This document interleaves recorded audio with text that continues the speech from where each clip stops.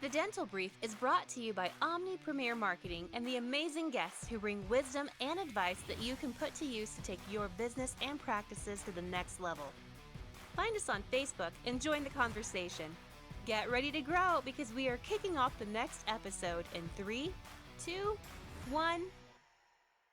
Hello, everyone. Welcome to another episode of the Dental Brief. I have with us a really kind of fun guest and what's going to be an exciting story that I can't wait to hear. Dr. Sciolino, say hello to everyone. Hello. It's nice to be out here. I know that I asked you like 3 times if I pronounced your name correctly, and I know that you said I did. Did I get it right that time? Yes. Good. So thankful for that. So you're in Lincoln, Maine, not Lincoln, yes. Nebraska, the other Lincoln. And you're a dentist who's recently transitioned into a practice, correct? Yes. Awesome. So let's kind of go back a little ways. Tell me, how'd you become a dentist? What made you get into dentistry? Well, initially I had a career in working with adults with developmental disabilities. And I loved my job, but we had a couple of kids and money was tight and I was having my teeth cleaned and I'm just laying there staring at my hygienist awkwardly, thinking I could do this. And so initially, my game plan was to go back to school and become a hygienist, and the rumor was they were going to open up a dental school in the state of Maine, and that was my long-term goal, was to be a dentist, but then they opened it up while I was in school, so I just transferred all my credits to dental school, and so I worked full-time through undergrad, and then did school full-time, and took care of my kids and my husband, and it was a little crazy at times, but yeah, and then the 4 years of dental school, it was amazing. So yeah, I actually went to the UNE's new school. I was their 4th class.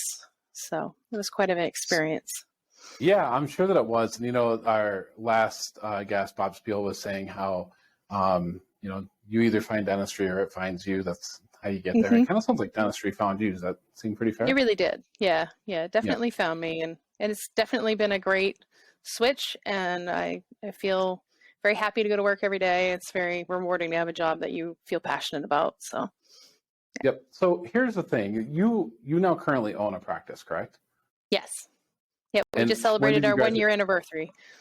I graduated. That's awesome. Let's see. 2020 was my year I graduated school, and I had signed on to work with Dr. Thibodeau here in Lincoln with a long-term goal of me taking over the practice. And I worked there for about 8 months, and he's like, I think I might be ready for you to take over. So but awesome. a year and a half later, we signed the paperwork. So we're talking a couple of years from the time that you finished dental school to owning a practice. Yep. So congratulations. That's a huge accomplishment to have. Thank you. So soon. Let me ask you, how did this kind of unfold? So I know that you worked with ADA practice transitions, correct? Yep. So tell me about your journey. In my 4th year of dental school, Suzanne Ebert, she was a dentist in Florida, and she got involved with her practice transition, kind of went south, and she didn't want anybody else to feel that way. So she and the ADA worked on this program to kind of help match dentists versus personality and practice type and what they wanted to do and kind of the location that they wanted to be in. It's kind of a way for rural dentists to kind of help transition. So I listened to her whole spiel being in Maine, and I kind of wanted to stay here with my kids and my husband, and I didn't want to have to move them all cross country to wherever we could get a job. Sure. So I signed up, and when they first launched it, it was in Maine and I think Nebraska or Wisconsin or something like that, somewhere out in the Midwest, or just a couple of states. And I felt kind of blessed to be on the receiving end of the beginning there. So I met Dr. Thibodeau on the website. I had chosen a number of other dentists to kind of meet with and chat with, and we kind of meshed the best. So it's just kind of a natural flow from there, which felt very rewarding. So, a lot of people don't, and that's great. I'm glad that it worked out well for you. And I think for some it doesn't. I think making sure you're picking the right people to help you navigate these waters is really important. And it sounds like you did that. You've obviously endorse Dr. Ebert and ADA transitions, which is fantastic. Let me ask you another question. Rural dentistry, right? So you haven't practiced in a major metro area, is that correct? No. Okay, No. and since I don't think many people are going to believe that Lincoln, Maine is a big city, hopefully definitely they not. don't. Yep, so it's a rural area. Tell me about Lincoln, Maine. What's it like? Well, we have about 5,000 people here, but you would be surprised that our small little town actually has 3 dental offices as well as an FQHC office. But we draw patients from an hour to an hour and a half away, just because we are so rural. People have to travel a long way to get care, and we've gone from 10 new patients a month to around 10 to 12 a week. So we've been very well received as a female in a rural community, which is really nice. So Sure. yeah. So tell me, why do you think, what is it that, why do you think you're bumping up from, 12 or 15 per month to that many per week? What do you think the secret to that success is?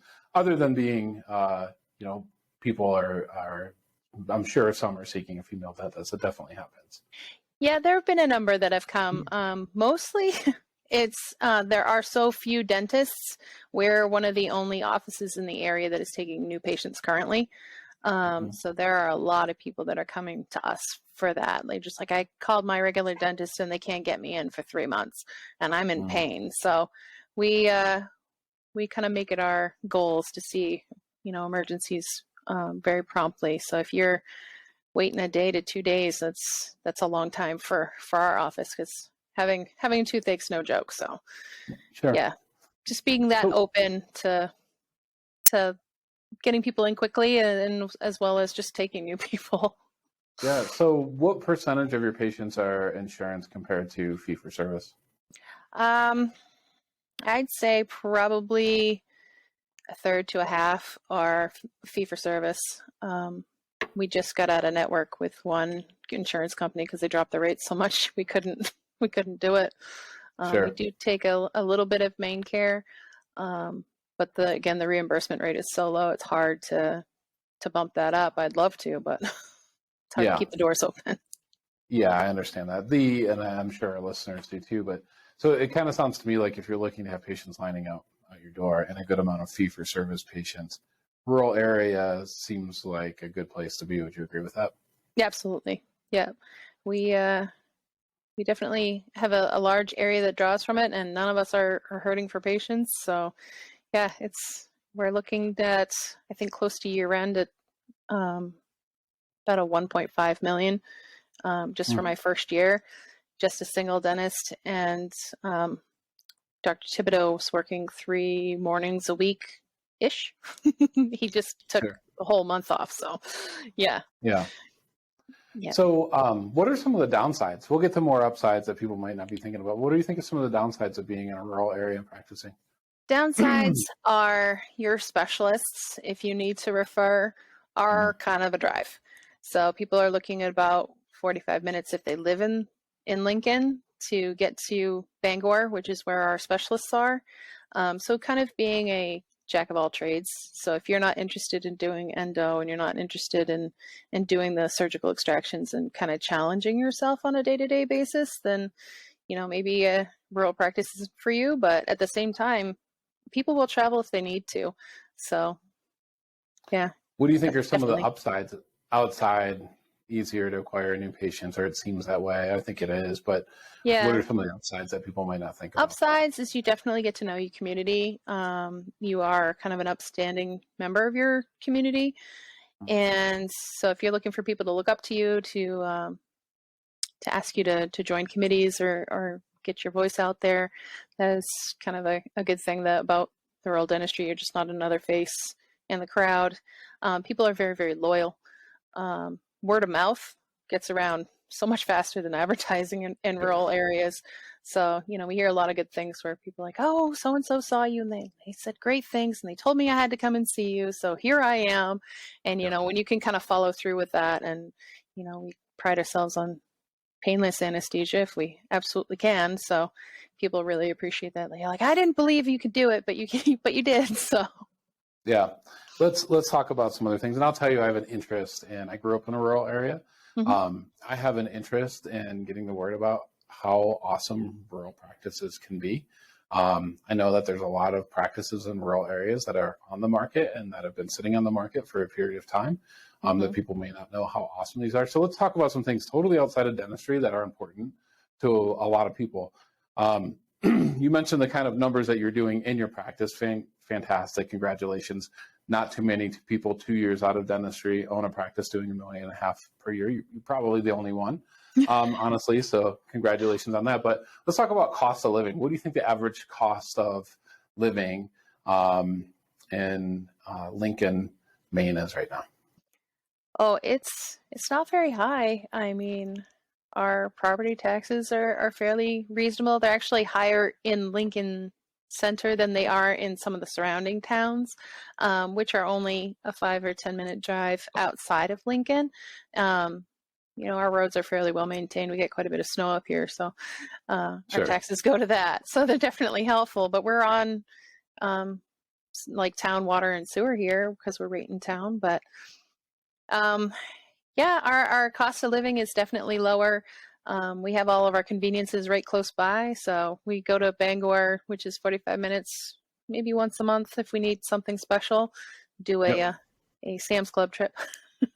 So back to the cost of living, if you had a guess, 4-bedroom, 3,000 square foot, newer home within 10 miles of your practice, what does that cost? Right now, they're because the housing market's a little higher, you're looking at around 400,000 for a 4-bedroom. Sure. But the outside of Lincoln, they tend to go down. We're surrounded by a lot of lakes too, so a lot of our houses are on lakes that are between 3 and 400,000. I think the highest I saw at the peak of the housing market was somebody wanted 700, and it sat there for a while. Yeah. In the city of Denver, 3,000 square foot 4-bedroom home on the newer side is going to probably cost you about 1.6 and up from there. Yeah. So a little bit of a difference. Now, you mentioned Bangor. How far is there an airport there? Yep, there's Bangor International, which is actually awesome because we can take a straight flight right down to Florida. So when we went to visit the Disney with the kids, that was pretty nice. Yeah. So we actually have our own municipal. We have a municipal one right here in Lincoln as well, a real small one. Yep. So I think that's one thing that people don't realize too, is that in a lot of rural areas, even though the airport may be an hour and a half, or 2 hours away, in a lot of cities, the airport is an hour and a half or 2 hours away, depending on the time of the day. If you're 30 miles south of the Atlanta airport, it's a 2-hour drive to get to the airport. Oh, absolutely. If you have a 3-mile commute up there, about how long does that take you? 3 minutes? About 5, maybe. Yeah. So rural practices, obviously, we're endorsing them here, and I think people should check them out. Let's talk about your transition a little bit, in your practice and working with ADA transition. So tell me, obviously you endorse them, so we don't need to do that now, but clearly you do, and that's great. What do you think is important when looking for someone to help you with that? What are some of the things that maybe they did that you think, hey, this is something that's important, or maybe some things to really watch out for? Well, a number of the things that I really liked is that they had an advisor that kind of walked you through the whole process. So if you had any questions or concerns, they had that. They also had a manual that you could read if you didn't want to do face-to-face talking or through email. They kind of had all those questions already answered. And they've actually picked my brain and my husband's brain to kind of add, what things should we bring in that maybe your partner would want to think about, what things are important if you have a family. So they've added in a lot of those resources to kind of help people through the whole process, even outside of the practice transition itself, just moving to a new area, whether it's rural or urban or anything like that. The personality profile matching, it really kind of helps, how your personality type works with others. And they also had little sliders that you could decide whether or not, if you liked your own during surgical extractions, or if you preferred doing more simple extractions, and how far do you, and it was kind of a continuum. So, and they kind of match you with people that were within, I don't know, maybe 5 or 10 points of where you marked yourself as what you're comfortable doing. So yeah, it definitely Awesome. helps because there's so many different things. Sure. Yeah, good advice. That making sure it's the right fit. It doesn't matter what the practice numbers, and if it's like oil and water, and a Hmm. new associate comes in with the intentions on taking over, and they don't mesh with the dentist, they're probably not going to mesh with the patients very well. The Yeah, practice isn't going to have nearly the value that you thought. So, great advice. I want to have you come back on maybe in a year or so and kind of tell sure, us like what's going on now, where the practice is at, sure. and share with us. I want to say congratulations again and thank you very much for being on today. Yeah, thank you.